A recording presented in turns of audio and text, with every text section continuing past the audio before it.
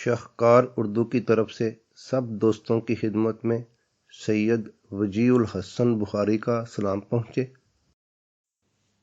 دوستوں کی خدمت میں شیو کمار بٹالوی فن اور شخصیت کے ٹائٹل سے دوسرا حصہ پارٹ 2 پیش خدمت ہے۔ پہلے حصے میں ہم نے شیو کی 2 نظموں مٹی دا باوا اور پیڑاں دا پراگا کی اور کچھ ان کی شخصیت کے بارے میں بات کی تھی۔ اس دوسرے حصے میں ہم شیو کی ایک اور مشہور نظم مائے نی مائے میں ایک شکرا یار بنایا اس کی بات کریں گے اور کچھ مزید ان کی شخصیت اور ذات کے بارے میں بھی بات کریں گے۔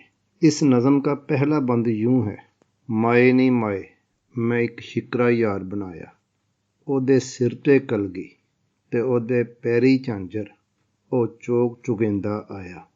اس نظم میں بظاہر ایک لڑکی اپنی ماں سے اپنے بے وفا محبوب کا ذکر کر رہی ہے، لیکن حقیقت میں وہ خود کلامی کر رہی ہے، اپنے جذبات کا اظہار کر رہی ہے۔ یہ شاعری خصوصاً پنجابی شاعری کا عام انداز ہے، جہاں ایک بیٹی اپنی ماں سے دکھ کا اظہار کرتی ہے، اسے دل کی بات بتاتی ہے۔ ان جذبات کو محسوس تو کیا جا سکتا ہے، بیان نہیں کیا جا سکتا۔ شاہ حسین کی بھی مشہور کافی ہے: مائے نی میں کنوں آکھاں درد وچھوڑے دا حال نہیں۔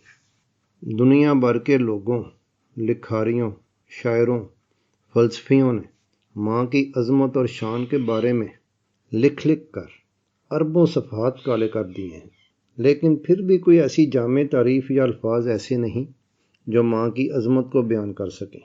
ایک گھر میں جب کوئی لڑکی پیدا ہوتی ہے تو گھر والے اس کے ناز نخرے اٹھاتے نہیں تھکتے۔ یہ میں اچھے گھروں یعنی اکثریت کی بات کر رہا ہوں، تھوڑے لیکن کچھ بد نصیب لوگ اور گھر ایسے ضرور ہوتے ہیں جہاں قدرت کی عطا کی گئی اس نعمت اور برکت کو ٹھکرایا جاتا ہے۔ بات وہیں سے شروع کرتے ہیں کہ جب کسی گھر میں بیٹی پیدا ہوتی ہے تو اس کے ناز نخرے اٹھائے جاتے ہیں، لاڈ پیار کیا جاتا ہے، اس کی ہر بات ضد مانی جاتی ہے۔ بچی جوں جوں بڑی ہوتی ہے اس کا اپنا ایک معیار بن جاتا ہے، سٹینڈرڈ بن جاتا ہے۔ مجھے یہ پسند ہے، یہ پسند نہیں ہے، مرضی ہوئی تو ماں باپ کا کام کر دیا، مرضی نہ ہوئی تو سیدھا انکار۔ ماں باپ اس کی خوشی ہی میں خوش۔ جب جوان ہوتی ہے تو عمر کے مطابق فیشن، سنگار، سٹینڈرڈ اور خود غرضی بھی کہ صرف اپنا خیال۔ شادی کے بعد بھی صورتحال کوئی خاص تبدیل نہیں ہوتی، بلکہ شوہر کے سامنے سٹینڈرڈ کو مزید اونچا کر کے دکھایا جاتا ہے، اپنی پسند پر ہی زور دیا جاتا ہے۔ لیکن جب یہ لڑکی ماں بنتی ہے تو سارا فیشن، سارا سنگار، سارا سٹینڈرڈ گیا چولہے میں۔ اب وہ ہوتی ہے اور اس کا بچہ، اس کی زندگی کی کایا پلٹ جاتی ہے، انقلاب آ جاتا ہے۔ وہ اپنے بچے کی بغیر نہا کے ہر وقت کی ملازمہ بن جاتی ہے، تن من کی ہوش بلا کر راتوں کو اٹھتی ہے۔ بچہ بیمار ہو تو نرس بن جاتی ہے، بچہ اسکول جانے لگے تو ٹیچر بن جاتی ہے، بغیر نہا کے اس کی گارڈ بن جاتی ہے، اس کی حفاظت کرتی ہے، اپنی پسند اور خوشیاں بھول جاتی ہے۔ بچے کی پسند اور خوشی ہی اس کی پسند اور خوشی بن جاتی ہے۔ خود بھوکی رہ لے گی، بچے کو بھوکا نہیں رہنے دے گی۔ بچہ جب تک بچہ ہے، پھر لڑکا یا جوان، ماں جب تک زندہ ہے قدر نہیں کرے گا، لیکن جب ماں کی آنکھیں بند ہوتی ہیں تو پتہ چلتا ہے ایک ٹھنڈی چھاؤں رخصت ہو کر ہمیں تپتی دھوپ میں کھڑا کر گئی ہے۔ پھر یہ موت تک ماں ماں کرتا ہے۔ انسان جوان ہو، ادھیڑ عمر یا بوڑھا، ماں کو نہیں بھولتا۔ ماں اس کے دل کے ایک کونے میں مستقل گھر بنا کر بیٹھ جاتی ہے۔ آپ نے اور ہم نے بھی 80-90 سال کے انسانوں کو بھی ماں کو یاد کرتے اور روتے دیکھا ہے۔ 2 ہی ہستیاں ہیں جن کو پکار کر انسان کو سکون ملتا ہے، ایک اوپر رب کی ذات اور نیچے ماں کی ذات۔ جس طرح رب کائنات اپنے بندے کے دل کا بنا کہے حال جان لیتا ہے، اسی طرح ماں بھی بچے کے چہرے کو دیکھ کر سمجھ جاتی ہے کہ وہ خوش ہے یا ناخوش، اسے کیا مسئلہ ہے۔ اس لیے ماں کو رب دا روپ کہا جاتا ہے۔ بچہ جب بچہ ہوتا ہے تو اس کے لیے سب سے محفوظ اور پرسکون جگہ ماں کی گود ہوتی ہے۔ جوان ہوتا ہے تو پھر ماں کا کاندھا، جس سے لگ کر وہ اپنے غم دکھ دور کرتا ہے، اور جب ماں نہیں رہتی تو پھر اس کی یاد، اس سے غائبانہ طور پر ہم کلامی، ماں سے غائبانہ طور پر خود کلامی سے بھی انسان یہ سمجھتا ہے کہ ماں اس کے سامنے بیٹھی ہے اور وہ اسے اپنے دل کا حال بتا رہا ہے۔ آپ کو یقیناً سمجھ آ گئی ہوگی کہ اس نظم میں مائے نہیں مائے کا کیا مطلب ہے۔ یعنی ماں تو موجود نہیں، لیکن یہ خیال کر کے کہ ماں سامنے بیٹھی ہے، ایک لڑکی اس سے مخاطب ہے۔ اس نظم کی تھیم یہ ہے کہ شاعر تمثیلی پیرائے میں اپنے بے وفا محبوب کا ذکر کرتا ہے کہ میں نے اس کے ناز نخرے اٹھائے، تن من سے اسے چاہا، لیکن بے وفا محبوب اسے چھوڑ کر پردیس میں ایسا گیا کہ پھر وطن واپس نہ آیا۔ بے وفا محبوب کو شکرہ سے تشبیہ دی گئی ہے۔ شکرہ لفظ کے انتہا پر بھی شاعر داد کا حقدار ہے۔ شکرہ ایسا پرندہ ہے جو پالا نہیں جاتا۔ عام پرندوں کے برعکس اس کی خوراک گوشت کے ٹکڑے ہیں۔ چوہوں اور چھوٹے پرندوں کا شکار کر کے ان کا گوشت اور ہڈیاں کھاتا ہے۔ اس نظم کے کچھ بند آپ کی خدمت میں پیش ہیں۔ ان کی تشریح نہیں ہو سکتی، ممکن ہی نہیں، البتہ جو مشکل الفاظ ہیں ان کا مطلب بیان کیا جاتا ہے، آپ کو خود بخود ہی سمجھ آ جائے گی۔ اس کے بعد چلیں گے اس شخصیت کی طرف، اس شکرے کی طرف جن سے یہ نظم منسوب کی جاتی ہے۔ مائے نہیں مائے میں ایک شکرا یار بنایا، ਉਹਦੇ ਸਿਰ ਤੇ ਕਲਗੀ ਤੇ ਉਹਦੇ ਪੈਰੀ ਝਾਂਜਰ, ਉਹ ਚੋਗ ਚੁਗੇਂਦਾ ਆਇਆ। ਇੱਕ ਉਹਦੇ ਰੂਪ ਦੀ ਧੁੱਪ ਤਖੇਰੀ, ਤਖੇਰੀ ਯਾਨੀ ਕਿ ਬਹੁਤ ਤੇਜ਼ ਅਰੂਜ ਪਰ, ਤੇ ਦੂਜਾ ਮਹਿਕਾਂ ਦਾ ਤਿਰਹਾਇਆ, ਖੁਸ਼ਬੂਆਂ में डूबा हुआ, ਮਹਿਕਾਂ ਖੁਸ਼ਬੂ। ਤੀਜਾ ਉਹਦਾ रंग गुलाबी, वो किसे गोरी माँ दा जाया, यानी कि उसको किसी गोरी माँ ने जन्म दिया। इश्के दा एक पलंग नवारी ते असां चाननियां विच डाया, तन दी चादर हो गई मैली, उस पैर जा पलगी पाया। सुबह सवेरे लैनी वटना, असां मलमल लोस नवाया, देही दे विच निकलन चिनकां, साडा हथ गया कुमलाया। इसकी ज़रा तर्जुमा मैं करूँ। वटना, ये उबटन, ये देसी टोटके हैं। अब तो ये बाज़ार में स्क्रब वगैरह मिल जाते हैं, लेकिन जो जिस ज़माने की ये बात है, उस ज़माने में ये देसी टोटके इस्तेमाल होते थे। उनमें यह भी था कि हल्दी के साथ मज़ीद कई चीज़ों को मिलाकर मलगूबा सा बनाया जाता था रंग निखारने के लिए, उसको वटना कहते थे। देही, देही का मतलब शरीर, जिस्म। चिनका, चिंगारियाँ, उसके जिस्म से चिंगारियाँ निकल रही थी इतनी, यानी कि वो उसमें गर्मी। साडा हथ गया कुमलाया, यानी कि हमारा हाथ मुरझा गया। ये मैं बंद दोबारा पढ़ देता हूँ। सुबह सवेरे लैनी वटना, असा मलमल लोस नवाया, यानी कि वटना के साथ उसको हमने रगड़ रगड़ कर नहलाया। देही दे विच निकलन चिनका, साडा हथ गया कुमलाया। दुखन मेरे नैना दे कोए, ते विच हड़ हंजुआं दा आया। सारी रात गई विच सोचां, उस एक ही जुल्म कमाया। दुखन तकलीफ देन, दर्द हो, नैना आंखें, कोए किनारे, हड़ सैलाब को कहते हैं, हंजू आंसू। मेरी आंखों में सैलाब, ऐसे आंसू है जैसे कोई सैलाब आता है। उस वजह से जो मेरी आंखों के किनारे थे या जो मेरी आंखें थी वो दुखने लगी, तकलीफ देने लगी। सारी रात गई विच सोचा, सारी रात इन्हीं सोचों में गुजर गई। उस एक ही जुल्म कमाया, उसने हमारे साथ ये क्या ज्यादती की है। दुखन मेरे नैना दे कोए, ते विच हड़ हंजुआं दा आया। सारी रात गई विच सोचा, उस एक ही जुल्म कमाया। चूरी कुटां तां ओ खांदा नाही, वे असां दिल दा मास खवाया। एक उडारी ऐसी मारी, ओ मुड़ वतनी ना आया। ओ माए नहीं मैं एक शिकरा यार बनाया। ये बड़ा सारा ये आसान ही है। एक उडारी कि यहाँ से ऐसी उडारी उसने ऐसी मारी कि फिर वो अपने वतन वापस ना आया।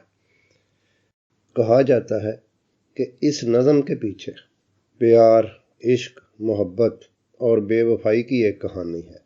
इश्क व मोहब्बत की हर कहानी की तरह اس کہانی میں بھی 3 مرکزی کردار ہیں، ہیرو، ہیروئن اور ایک ولن۔ ہیر رانجھا کی اس کہانی میں ہیرو یعنی رانجھا ہیں اس نظم کے شاعر شیو کمار بٹالوی، ہیروئن یا ہیر ہیں انوسویا سنگھ، اور ولن یعنی قیدو ہیں انوسویا سنگھ کے والد سردار گربخش سنگھ۔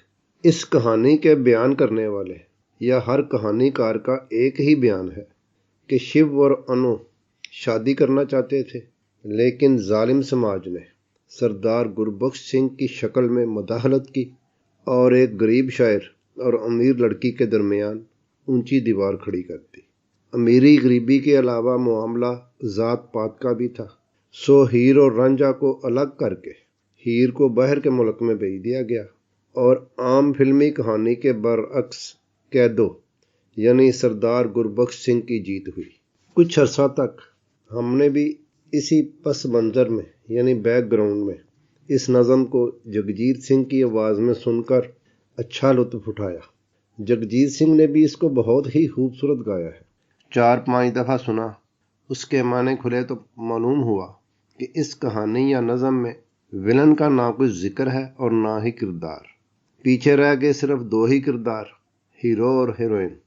مزے کی بات یہ کہ اس کہانی میں ہیروئن کا ڈبل رول ہے، یعنی وہ ہیروئن بھی ہے اور ولن یا ویمپ بھی۔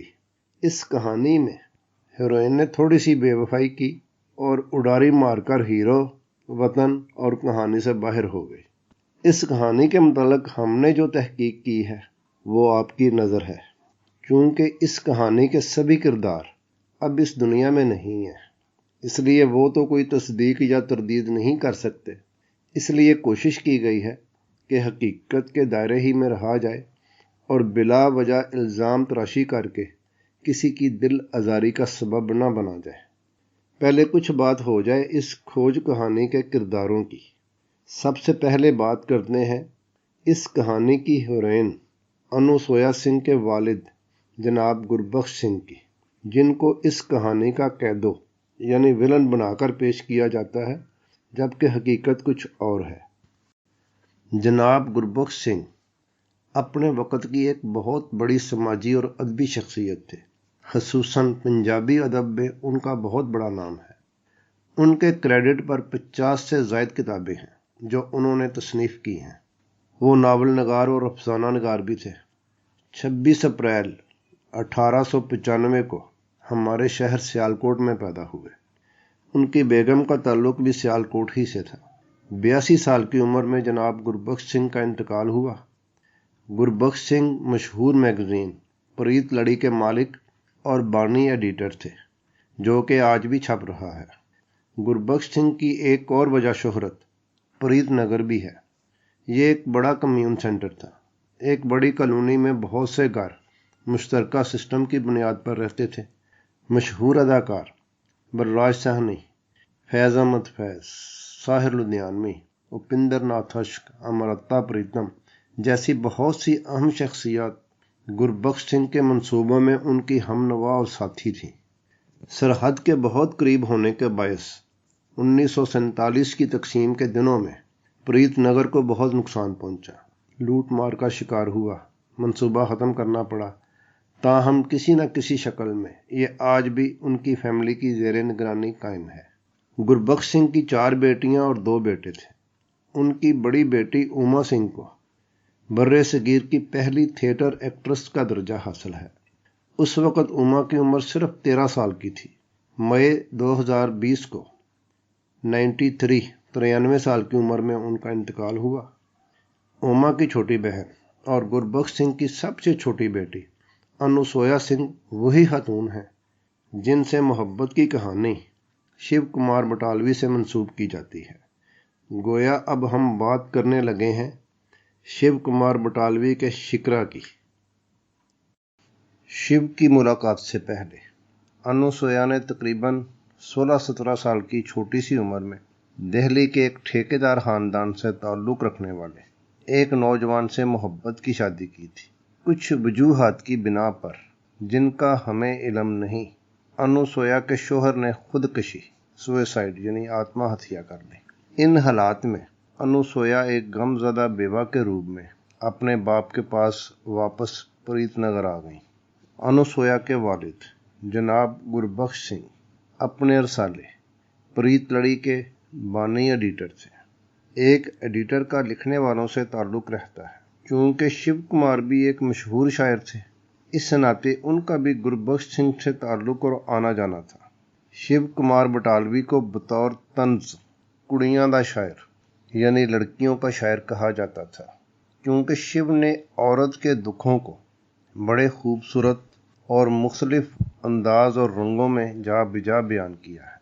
لونا لکھنے پر شیو کو ساہتیہ ایوارڈ دیا گیا، جو کہ انہوں نے بہت چھوٹی عمر میں لیا، اور سب سے کم عمر یہ ایوارڈ لینے کا انہیں اعزاز حاصل ہے۔ شیو خود کہتے ہیں کہ میری آواز وچ عورت دی پیڑ ہے، یعنی میری آواز میں عورت کا درد ہے۔ ظاہر ہے اس سوچ کے انسان کو جب انوسویا کا چھوٹی سی عمر میں بیوہ ہونے کا علم ہوا ہوگا تو وہ ہمدردی یا انسانیت کے ناطے سے اس سے ملا ہوگا، اور اس ہمدردی نے بعد میں محبت اور عشق کی شکل اختیار کر لی ہوگی۔ مولوی اسماعیل میرٹھی کا شعر ہے، الفت کا تب مزہ ہے کہ وہ بھی ہوں بے قرار، دونوں طرف ہو آگ برابر لگی ہوئی، یعنی معاملہ دونوں طرف برابر 100% ہونا چاہیے۔ لیکن معلوم ہوتا ہے کہ شیو کی جانب تو معاملہ 100% تھا، لیکن انوسویا کی طرف معاملہ ایسا نہیں تھا، بلکہ پرسنٹیج کچھ کم تھی، بلکہ کافی کم تھی۔ بہرحال پریت نگر میں انوسویا نے اپنی بڑی بہن کے تعاون سے شیو کو ملاقات کی دعوت دی۔ یہ کوئی عشق و محبت والی ملاقات نہیں تھی، بلکہ خیال یہی ہے کہ انوسویا اپنی آئندہ زندگی کے متعلق کوئی حتمی فائنل فیصلہ کرنا چاہ رہی ہوں گی۔ اس کو ملاقات کم اور انٹرویو زیادہ بھی کہا جا سکتا ہے۔ یہ ملاقات جناب گربخش سنگھ کے علم میں نہیں تھی۔ جب ان کو اس ملاقات کا پتہ چلا تو انہوں نے اس بارے اپنی بیٹی سے علیحدگی میں پوچھا کہ کیا وہ شیو سے شادی کرنا چاہتی ہے۔ انوسویا نے شیو سے ملاقات کے بعد یہ فیصلہ کر لیا ہوا تھا کہ چونکہ کافی معاملات میں فرق ہے، لائف سٹائل میں فرق ہے، انوسویا شیو کی نسبت خوشحال تھیں۔ انہوں نے شاید یہ سوچا ہو کہ شیو کی تو ہوائی آمدن ہے، کیونکہ شیو اس سے پہلے پٹواری اور بعد میں اسٹیٹ بینک آف انڈیا کی ملازمت بھی اپنی لا ابالی طبیعت کی وجہ سے چھوڑ چکے تھے، اور اب گزارا مشاعروں پر ہی تھا، جن کا اس زمانے میں خاصا رواج تھا۔ بہرحال شادی ایک بڑا فیصلہ ہوتا ہے، کسی کے ساتھ زندگی گزارنا ہوتی ہے۔ انوسویا نے کچھ ضربیں تقسیمیں کی ہوں گی، کچھ جمع تفریق کی ہوگی، اور اس نتیجے پر پہنچی ہوں گی کہ یہ شادی ان کے بارے میں نہیں۔ کچھ بھی کہیں، اپنی زندگی کے بہتر فیصلہ کا ان کو حق حاصل تھا، بلکہ ہر کسی کو حق حاصل ہے کہ وہ جو اپنے لیے بہتر سمجھے وہ کرے۔ بہرحال جناب گربخش سنگھ نے جب انوسویا سے پوچھا کہ کیا وہ شیو سے شادی کرنا چاہتی ہے، تو انوسویا نے باپ سے کہا کہ وہ ابھی شیو کے ساتھ شادی کا نہیں سوچ سکتی۔ بقول انوسویا، میں نے سوچا کہ میرا جو لائف سٹائل ہے یا جو بھی، میں شیو کے ساتھ ایڈجسٹ نہ کر پاؤں گی۔ بیٹی کے جواب کے بعد باپ نے بیٹی سے کہا کہ پھر تمہیں یہاں سے یعنی انڈیا سے چلے جانا چاہیے، تم باہر جا کر اپنی پڑھائی تعلیم مکمل کرو۔ چنانچہ انوسویا کو روس بھیج دیا گیا، جہاں وہ یونیورسٹی آف رشیا کے پہلے PFU بیچ کا حصہ بنی۔ PFU یہ بنایا گیا تھا تیسری دنیا کے ان سٹوڈنٹس کے لیے جو ہائر ایجوکیشن حاصل کرنا چاہتے تھے، کوئی اسکالرشپ کا بھی سلسلہ تھا۔ بہرحال جی، یوں شیو کے اس شکرے نے ایک اڈاری ایسی ماری کہ مڑ وطنی نہ آیا۔ یہاں ایک بڑا سوال یہ پیدا ہوتا ہے کہ بولنے والا 60-65 سال پہلے کی باتیں، باپ کی علیحدگی میں بیٹی سے باتیں، اس کو یہ کیسے معلوم ہوئی؟ یعنی اس مرحلے میں وضاحت یا حوالے کی ضرورت ہے۔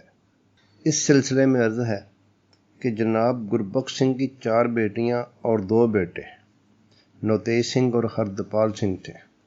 نوتیج سنگھ کی بہو محترمہ پونم سنگھ ایک معروف ادبی شخصیت ہیں۔ 1933 سے جناب گربخش سنگھ کا جاری کردہ پریت لڑی میگزین کی وہ اب ایڈیٹر ہیں۔ پریت لڑی کے نام سے ہی ان کا ایک یوٹیوب چینل بھی ہے۔ ان سے کینیڈا کے جناب ڈاکٹر جگ موہن سانگا نے آن لائن ایک انٹرویو لیا تھا، جس میں پونم سنگھ جی نے یہ باتیں کی تھیں۔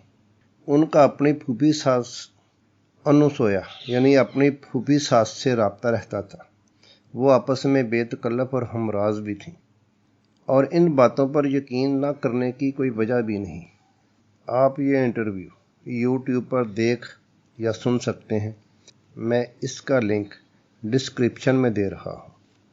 لیکن جیسا کہ میں پہلے کہہ چکا ہوں کہ انوسویا کی وفات کے بعد انوسویا اور شیو کے متعلق بہت سی آرٹیکل اور یوٹیوب پر ویڈیوز اپلوڈ ہوئیں، جن میں جناب گربخش سنگھ کو ان میں پھوٹ ڈلوانے اور جدا کرنے کا ذمہ دار ٹھہرایا گیا ہے، جبکہ جو حقیقت تھی میں نے وہ آپ کو بتا دی ہے۔ ویسے بھی عام زندگی میں جناب گربخش سنگھ ایک سیکولر اور براڈ مائنڈڈ شخص تھے۔ ان کی ایک بیٹی پریتما نے ایک بنگالی ہندو کمیونسٹ سے شادی کی تھی۔ ایک دوسری بیٹی ارملا نے معروف شخصیت جگجیت سنگھ آنند سے محبت کی شادی کی تھی۔ چنانچہ یہاں بھی کہا جا سکتا ہے کہ شیو اور انوسویا کے معاملہ میں جناب گربخش سنگھ رکاوٹ نہیں تھے، نہ ہی ذات پات اور اونچ نیچ کا کوئی معاملہ تھا۔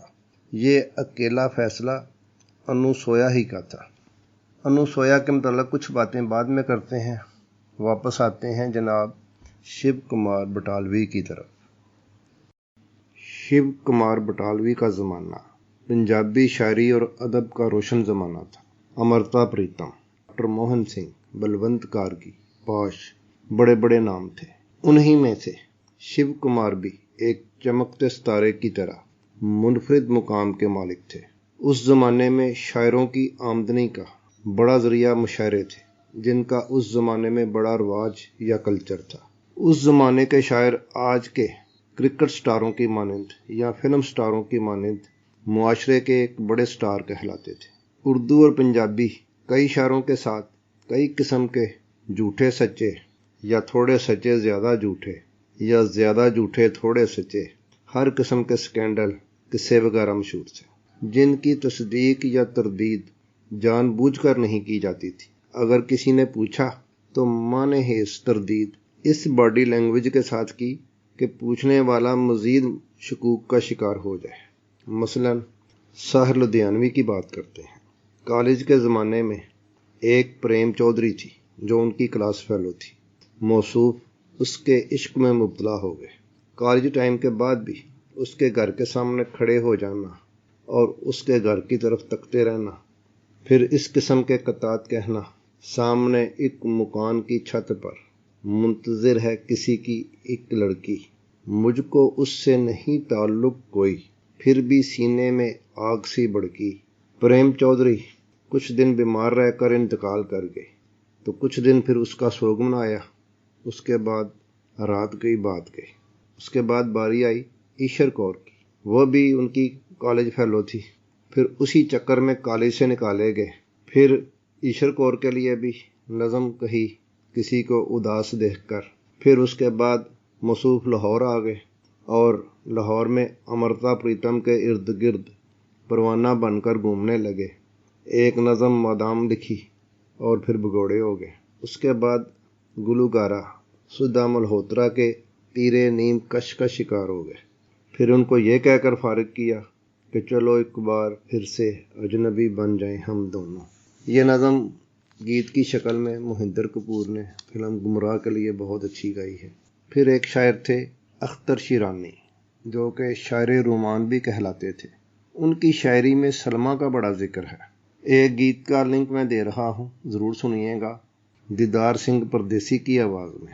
بہار بیتنے والی ہے سلمیٰ آ بھی جا۔ اس زمانے کے کئی لوگوں کا کہنا تھا کہ سلمیٰ ایک فرضی کردار ہے، جو اختر شیرانی نے اپنی شاعری اور مشہوری کے لیے تخلیق کیا ہے، لیکن مشہور ادبی اور سماجی شخصیت جناب شورش کاشمیری، جن کا نام ساحر کو پاکستان سے بھگانے میں آتا ہے کہ انہوں نے ساحر کو ڈرایا تھا یا بتایا تھا کہ CID والے تمہیں ڈھونڈ رہے ہیں، یہ سن کر ساحر بیس بدل کر انڈیا فرار ہو گئے تھے۔ جناب شورش کاشمیری نے ایک کتاب چہرے لکھی تھی جس میں سلمیٰ کا بھی ذکر ہے، جس سے معلوم ہوتا ہے کہ وہ فرضی نہیں بلکہ حقیقت میں ایک زندہ شخصیت تھی۔ سلمیٰ سے جب اختر شیرانی کے ان کے عشق کے حوالے سے پوچھا گیا تو انہوں نے کہا کہ انسان فطرتاً افسانہ ساز ہے، وہ افسانوں سے محبت کرتا ہے، افسانوں کو ترتیب دیتا، افسانوں سے کھیلتا ہے، اور ظاہر ہے افسانہ و حقیقت میں اتنا ہی فاصلہ ہے جتنا فاصلہ سچائی اور جھوٹ میں ہے۔ سلمیٰ کا یہ تجزیہ شیو اور انوسویا کے معاملے میں بھی فٹ ہے۔ ان کے تعلق کی بات تو حقیقت ہے، لیکن افسانے لوگوں نے بنائے ہیں۔ گویا یہی بات کہ جو کہی گئی نہ مجھ سے وہ زمانہ کہہ رہا ہے کہ فسانہ بن گئی ہے میری بات چلتے چلتے۔ انوسویا سے پہلے شیو کمار بٹالوی کے کریڈٹ پر ایک مینا نامی لڑکی سے محبت بھی ہے۔ شیو نے مینا کو ہماچل پردیش کے بیجناتھ میلے میں دیکھا تھا۔ مینا کچھ عرصہ بیمار رہ کر بعد میں انتقال کر گئی۔ اب واپس آتے ہیں انوسویا کے انکار کی طرف۔ شیو کمار بٹالوی کو جب علم ہوا ہوگا کہ انوسویا نے ان سے شادی کرنے سے انکار کر دیا ہے تو یقیناً انہیں شاک لگا ہوگا، کیونکہ ان کی طرف سے آگ زیادہ بڑکی ہوئی تھی، پرسنٹیج زیادہ تھی۔ کچھ دن مجنوں والی کیفیت رہی ہوگی، لیکن پھر یہ دنیا یہ محفل میرے کام کی نہیں والی کیفیت جلد ختم ہو گئی، کیونکہ وقت ہر درد اور ہر زخم کا مرہم ہے۔ بعد میں وہی بات کہ تم بھی کھو گئے ہم بھی کھو گئے ایک راہ پر چل کے 2 قدم۔ اس کے بعد کے حالات بتاتے ہیں کہ شیو کمار کے معمولات نارمل انسانوں والے تھے، سوائے شراب نوشی کی عادت کے۔ شکرا بھی انوسویا کے جانے کے فوراً بعد نہیں کہی گئی تھی، بلکہ شیو کے دوست بیان کرتے ہیں کہ انوسویا کے ہاں جب پہلے بچے کی پیدائش ہوئی اور شیو کو علم ہوا تو انہوں نے اس وقت شکرا کہی، اور لگتا ہے کہ دوسروں سے زیادہ اس شاہکار نظم کا شیو نے خود زیادہ لطف لیا، کیونکہ ہر بند کے آخر میں نی میں واری جاواں اس انجوائمنٹ کی عکاسی کرتے ہیں۔ مزے کی بات یہ کہ جب انوسویا کے ہاں دوسرا بچہ پیدا ہوا تو دوستوں نے شیو سے پھر شکرا جیسی اور نظم لکھنے کی فرمائش کی، تو جواب میں شیو کہنے لگے، کیا میں نے ٹھیکہ لے رکھا ہے کہ وہ بچے پیدا کرتی رہے اور میں نظمیں لکھتا رہوں؟ شیو کمار بٹالوی کے دوست پریم کمار، جن کی تصویر آپ شیو کے ساتھ دیکھ رہے ہیں، وہ بھی اختر شیرانی کی سلمیٰ والی بات ہی دہراتے ہیں کہ شیو اور انوسویا کی محبت کی حقیقت تھوڑی اور افسانے زیادہ ہیں۔ ان افسانوں کی تخلیق میں موہن کاہلو اور امرتا پریتم شامل ہیں، جنہوں نے مینا اور انو کی کہانیوں کو افسانوی شکل دی۔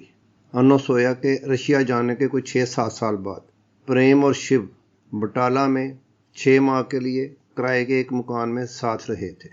پریم کہتے ہیں کہ شیو نے اس دوران انو کے بارے میں کبھی کوئی بات نہیں کی، حالانکہ شیو کی بائیوگرافی بیان کرنے والے زیادہ تر کہتے ہیں کہ انو کی وجہ سے شیو کی زندگی برباد ہو گئی، وہ حد سے زیادہ شراب نوشی کرنے لگے، جس کی وجہ ہی سے شیو کی موت ہوئی۔ گویا شیو کی موت کی بنیادی وجہ انوسویا ہی بنی۔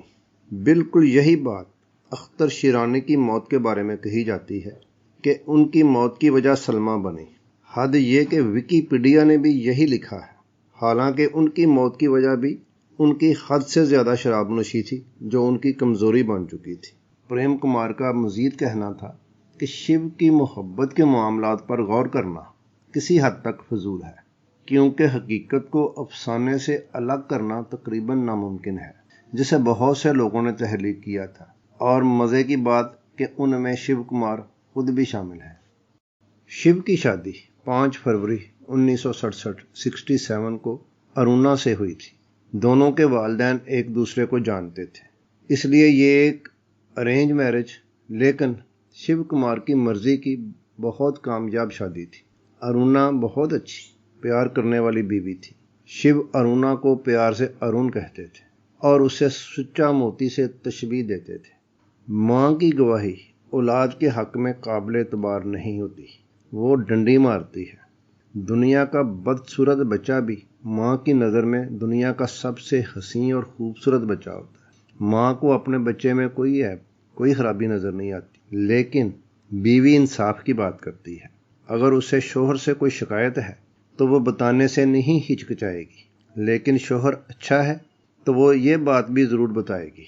गो शिव और अरुणा की अज़वाजी ज़िंदगी सिर्फ 6 साल रही, लेकिन मुहतरमा अरुणा बटालवी अपने शोहर शिव के मुतल्लक बात करते हुए कहती हैं कि वो एक ख्याल करने वाले शोहर और मोहब्बत करने वाले बाप थे। वो मुझसे और बच्चों से इस तरह टूट कर मोहब्बत करते थे कि मुझे उनके खलूस पर कभी भी ज़रा सा शक नहीं हुआ। वो हमारे बेटे विकी, जो आज के डॉक्टर मेहरबान हैं, उनके मतलब कहती हैं कि विकी को जब रात भर बुखार रहता था, एक लम्हे के लिए भी वो बगैर सोए उसे पकड़ कर रखते थे। एक दफ़ा उन्होंने अरुणा के लिए विकी की नोटबुक पर लिखा कि वो कोशिश के बावजूद ज़्यादा तालीम हासिल नहीं कर सके, लेकिन इनकी ख्वाहिश है और वो वादा चाहते हैं कि विकी और बेटी पूजा आला तालीम हासिल करें। अरुणा बटालवी काबिल तारीफ़ और काबिल तहसीन हैं कि उन्होंने नामुसाइद हालात में ये वादा पूरा किया, शिव की ये ख्वाहिश पूरी की। विकी और पूजा दोनों ने डॉक्टरेट की डिग्रियां हासिल की और बैरून मुल्क एक कामयाब ज़िंदगी गुजार रहे हैं। हमारी बहुत सी दुआएं, प्यार और मोहब्बत शिव कुमार बटालवी की फैमिली के लिए। शिव के बेटे जनाब डॉक्टर मेहरबान बटालवी कनाडा में मुकीम हैं। एक मैगज़ीन को फ़ोन पर इंटरव्यू देते हुए उन्होंने अपने वालिद और अनसुया के दरमियान प्यार मोहब्बत की कहानी को मुस्तरद कर दिया और इस थ्योरी को लोगों के गढ़े हुए अफसाने, खुद साख्ता जंगली तखय्युल कहा। अब आते हैं खुद जनाब शिव कुमार बटालवी की तरफ। अपने इंतकाल से कुछ अर्सा पहले उन्होंने BBC को इंटरव्यू दिया, इसका लिंक भी मैं डिस्क्रिप्शन में दे रहा हूँ। उनसे सवाल किया गया, क्या कोई ठेस लगी है आपको? बहुत से शायर ऐसे हैं जिन्होंने दुखी होकर, नाउम्मीद होकर कविता लिखी हैं। आपने भी दुख पाया? शिव कहते हैं, नहीं नहीं, ऐसा कुछ नहीं, ना तो कुछ मोहब्बत का फ़र्क रहा। मुझे कोई दुख नहीं मोहब्बत का या किसी बात का, जितनी शायद मुझे मोहब्बत मिली है पंजाब के किसी शायर को नहीं मिली। बात साफ हुई कि ये जो कहानियाँ बयान की गई हैं उनमें हकीकत तो है थोड़ी, लेकिन अफसाने ज़्यादा हैं। अब आखिर में फिर बात करते हैं अनसुया की।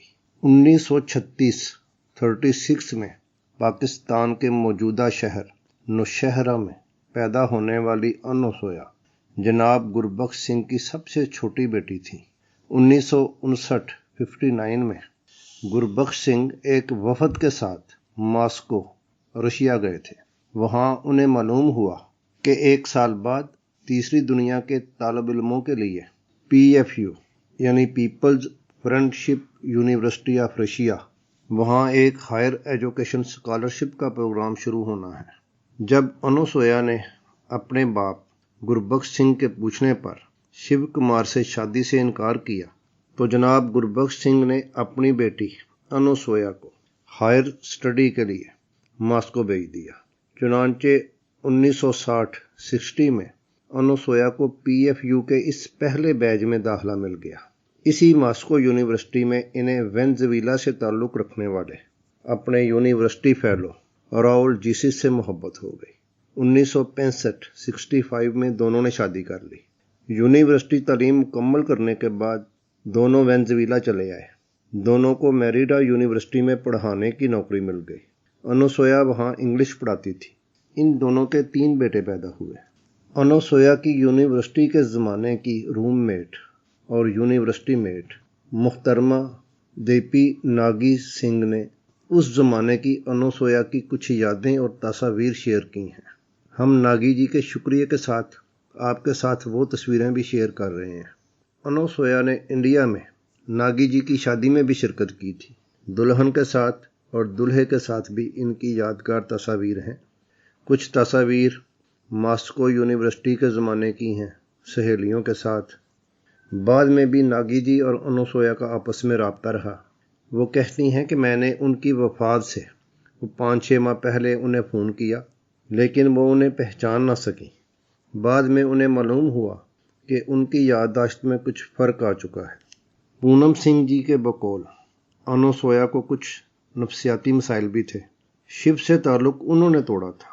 اس معاملے میں شاید وہ کچھ گلٹی محسوس کرتی ہوں گی۔ اس کا علاج انہوں نے شاید خود ہی یہ کیا تھا کہ ایک مخصوص وقت میں وہ ایک ستارہ دیکھا کرتی تھیں۔ آخری دفعہ جب وہ انڈیا آئی تھیں تو پٹیالہ میں مقیم شیو کمار کے اہل خانہ سے بھی ملنے گئیں۔ انوسویا کے شوہر راہل نے بعد میں زولا کسٹیلو نامی خاتون سے شادی کر لی تھی۔ انوسویا اپنے بیٹے کے ساتھ وینزویلا میں رہتی رہیں، جہاں 6 ستمبر 2020 کو ان کا انتقال ہو گیا۔ انہوں نے 84 سال کی عمر پائی۔ ان کے بیٹے سمیتو نے اپنی ماں کی وفات کی خبر اپنی فیس بک پر دی اور اپنی ماں کی کچھ تصاویر کے ساتھ خوبصورت یادیں شیئر کی۔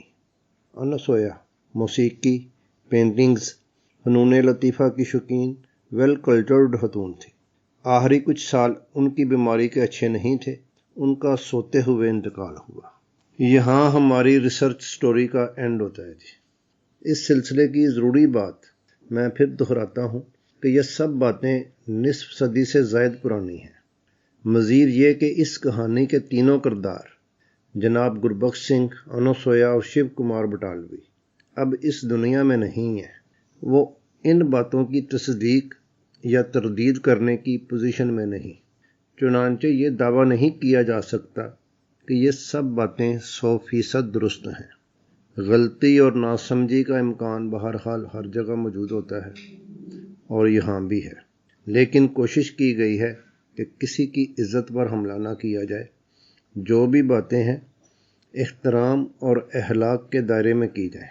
اگر کوئی غلط بات آپ کو نظر آئے تو برائے کرم کمنٹ باکس میں اس کی نشاندہی کیجیے۔ انوسویا کی باتیں اور چیپٹر کلوز ہوا، لیکن شیو کمار بٹالوی کے فن اور شخصیت پر آئندہ بھی بات ہوتی رہے گی۔ ہماری سپیڈ ذرا سلو ہے کیونکہ ریسرچ کے کام پر محنت اور وقت بہت لگتا ہے، لیکن پرانے میگزین، پرانی یادوں، کتابوں اور ادب سے متعلقہ مزید ویڈیوز بھی آپ کی خدمت میں پیش کی جاتی رہیں گی۔ خوش رہیے، سلامت رہیے۔ سید وجیہ الحسن بخاری کو اجازت دیجیے۔ اللہ حافظ۔